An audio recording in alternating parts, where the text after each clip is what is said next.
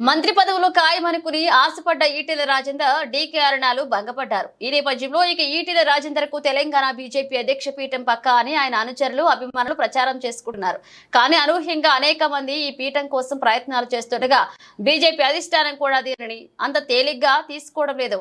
Senior నాయకుడు అయిన ఈటెలకు పదవిస్తే స్థానిక ఎన్నికల్లో రాణించవచ్చని బీజేపీలోని ఒక వర్గం వాదిస్తుంది.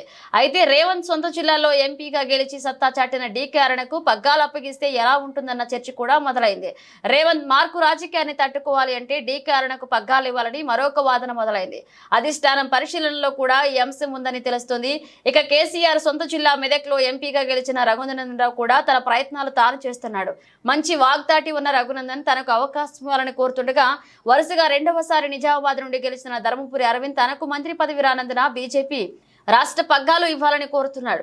ఇక ఇద్దరు సీఎం అభ్యర్థులను ఓడించిన తనకు అవకాశం ఇవ్వాలని కామారెడ్డి ఎమ్మెల్యే వెంకట రమణారెడ్డి అడుగుతున్నాడనే సమాచారం. ఇక మల్కాజ్గిరి సీటు దక్కని మురళీధర్ రావు, మాజీ ఎమ్మెల్సీ రామచంద్రరావు, మాజీ ఎమ్మెల్యే చింతల రామచంద్రారెడ్డి, పేరాల చంద్రశేఖర్లతో పాటు 7 సార్లు ఎమ్మెల్యేగా ఓడిపోయిన మాజీ బీసీ కమిషన్ సభ్యుడు ఆచారి కూడా రేస్లో ఉన్నట్లుగా తెలుస్తుంది.